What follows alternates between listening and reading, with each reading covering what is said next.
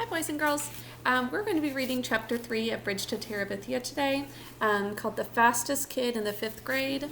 In the last chapter, you'll remember that Jesse, he ended up meeting his new neighbor named Leslie Burke. So she is around his size and age, but he wasn't sure at first if she was a boy or girl because of her really, really short hair. We also heard in the last chapter that he has a hard relationship with his dad because his dad is really hard on him, expecting him to do certain things that men should do versus what girls should do. And Jesse is the only one of his family who is a boy. He's got 4 sisters, and so we learned a little bit more about how that's been a kind of hard dynamic, that he has different expectations set on him. So we're going to read chapter 3 of Bridge to Terabithia, The Fastest Kid in the 5th Grade. Jess didn't see Leslie Burke again except from a distance until the first day of school, the following Tuesday, when Mr. Turner brought her down to Mrs. Meyer's 5th grade class at Lark Creek Elementary. Leslie was still dressed in the faded cutoffs and the blue undershirt. She had sneakers on her feet, but no socks. Surprise swooshed up from the class like steam from a released radiator cap. They were all sitting there primly dressed in their spring Sunday best. Even Jess wore his one pair of corduroys and an ironed shirt. The reactions didn't seem to bother her. She stood there in front, her eyes saying, "Okay, friends, here I am," in answer to their open-mouthed stares, while Mrs. Myers fluttered about trying to figure where to put the extra desk. The room was a small basement one, and 5 rows of 6 desks already filled it more than comfortably. 31, Mrs. Myers kept mumbling over her double chin. 31. No one else has more than 29.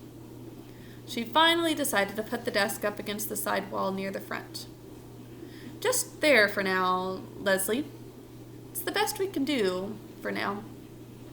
This is a very crowded classroom." She swung a pointed glance at Mr. Turner's retreating form, blaming him for it.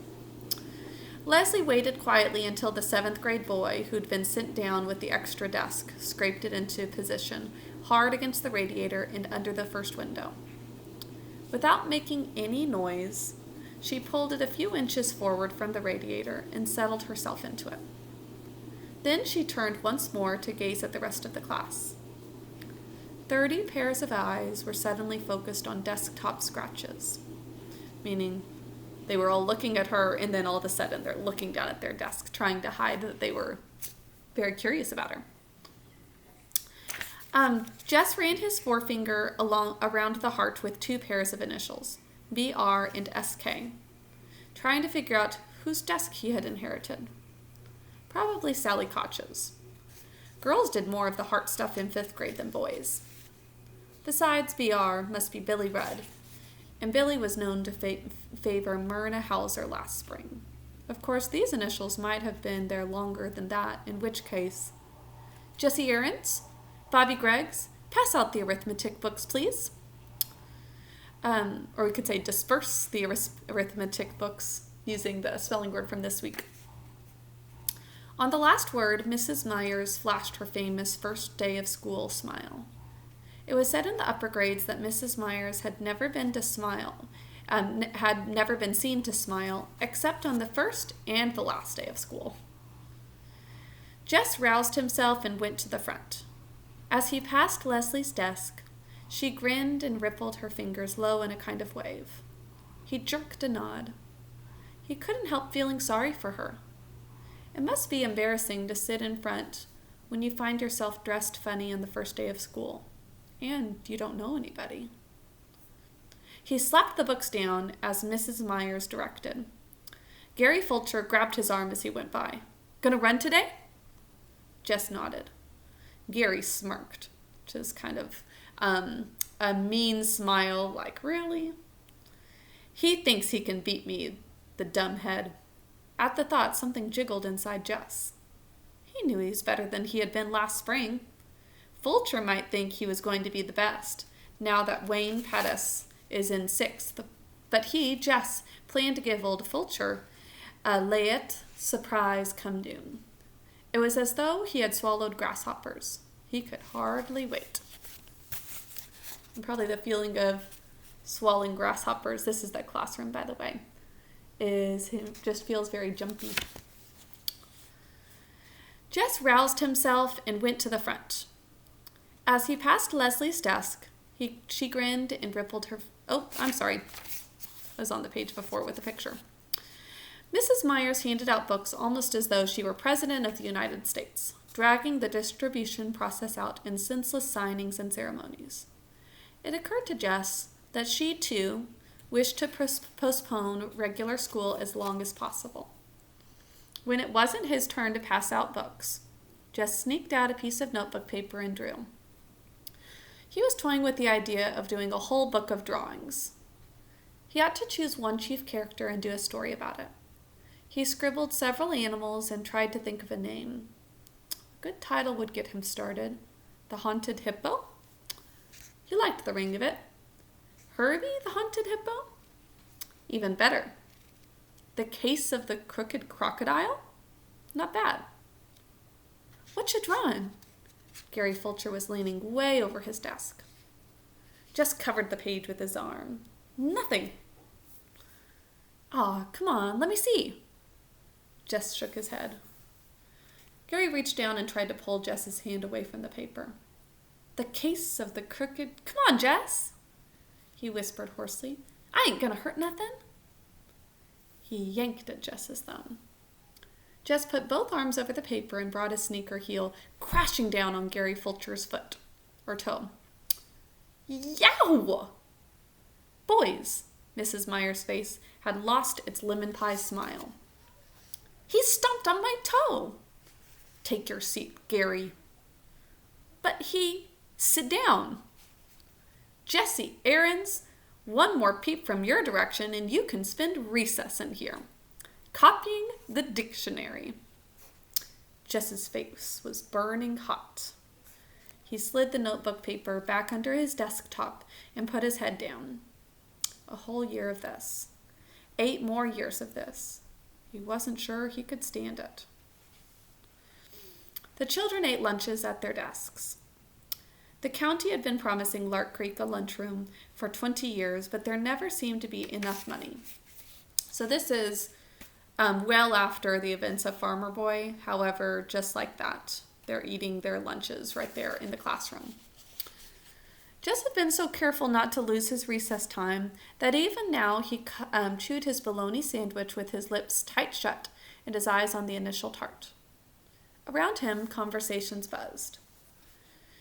They were not supposed to talk during lunch, but it was the first day, and even Monster Mouth Myers shot fewer flames on the first day. She's eating plabber.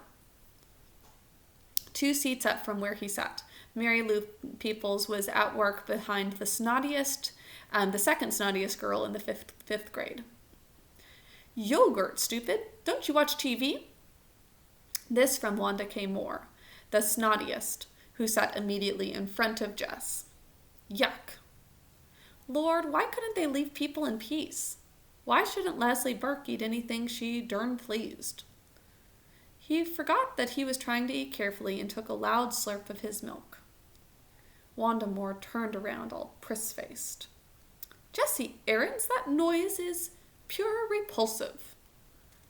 He glared at her hard and gave another slurp. You are disgusting! Ring! The recess bell. With a yelp, the boys were pushing for first place at the door. The boys will all sit down. Oh, Lord. Well, the girls line up to go out to the playground. Ladies first. The boys quivered on the edges of their seats like moths fighting to be freed of cocoons. Would she never let them go? All right, now if you boys... They didn't give her a chance to change her mind. They were halfway to the end of the field before she could finish her sentence. The first 2 out began dragging their toes to make the finish line. The ground was rutted from past rains, but had hardened in the late summer drought. so they had to give up on sneaker toes and draw the line with a stick. The 5th grade boys, bursting with new importance, ordered the 4th graders this way and that, while the smaller boys tried to include themselves without being conspicuous. "How many you guys gotta run?" Gary Fulcher demanded. Me, everyone yelled. "That's too many. No, 1st, 2nd, or 3rd graders, except maybe the Butcher cousins and Timmy Vaughn. The rest of you will just be in the way." Shoulders sagged, but the little boys backed away obediently.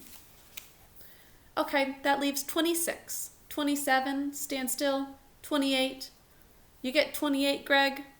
Fulcher asked Greg Williams, his shadow, meaning kind of his right-hand man. "Right, 28. Okay, now we'll have eliminations like always. Count off by 4s, then we'll run all the 1s together, then the 2s. We know. We'll have everyone was impatient with Gary, who was trying for all the world to sound like this year's Wayne Pettis. Jess was a 4, which suited him well enough. He was impatient to run, but he really didn't mind having a chance to see how the others were doing since spring.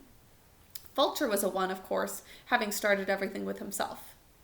Jess grinned at Fulcher's back and stuck his hands into the pockets of his corduroys, wriggling his right forefinger through the hole. Gary won the first heat easily and had plenty of breath left to boss the organizing of the second. A few of the younger boys drifted off to play King of the Mountain on the slope between the upper and lower fields. Out of the corner of his eye, Jess saw someone coming down from the upper field. He turned his back and pretended to concentrate on Fulcher's high-pitched commands. "Hi!" Leslie Burke had come up beside him. He shifted slightly away. "Oomph. Aren't you running?" Later. Maybe if he didn't look at her, she would just go back to the upper field where she belonged. Gary told Earl Watson to bang the start. Jess watched. Nobody with much speed in that crowd. He kept his eyes on the shirt tails and bent backs. A fight broke out at the finish line between Jimmy Mitchell and Clyde Deal. Everyone rushed to see. Jess was aware that Leslie Burke stayed at his elbow, but he was careful not to look her way. "Clyde," Gary Fulcher made his declaration. "It was Clyde." "It was a tie, Fulcher," a 4th grader protested. "I was standing right there." "Clyde, Deal?" Jimmy Mitchell's jaw was set. "I won, Fulcher. You couldn't even see from way back there." "It was Deal," that's his last name. Gary ignored the protests. "We're wasting time. All 3 lines up right now." Jimmy's fists went up. "That ain't fair, Fulcher." Gary turned his back and headed for the starting line. "Oh, let 'em both run in the finals. What's it gonna hurt?" Jess said loudly. Gary stopped walking and wheeled to face him. Fulcher glared first at Jess and then at Leslie Burke. "Next thing," he said, his voice dripping with sarcasm. "Next thing, you're going to want to let some girl run." Jess's face went hot. "Sure," he said recklessly. "Why not?" He turned deliberately toward Leslie. "Want to run?" he asked. "Sure," she was grinning. "Why not?" "You ain't scared to let a girl race, are you, Fulcher?" For a minute, he thought Gary was going to sock him or punch him, and he stiffened. He mustn't let Fulcher suspect that he was scared of a little belt in the mouth. But instead, Gary broke into a trot and started bossing the 3s into line for their heat. "You can run with the 4s, Leslie," he said it loudly enough to make sure Fulcher could hear him, and then concentrated on the runners. "See," he told himself, "you can stand up to a creep like Fulcher." "See," he told himself, "no sweat." Bobby Miller won the 3s easily. He was the best of the 4th graders, almost as fast as Fulcher. But not as good as me, Jess thought. He was beginning to get really excited now. There wasn't anybody in the 4s who could give him much of a race. Still, it would be better to give Fulcher a scare by running well in the heat. Leslie lined up beside him on the right. He moved a tiny bit to the left, but she didn't seem to notice. At the bang, Jess shot forward.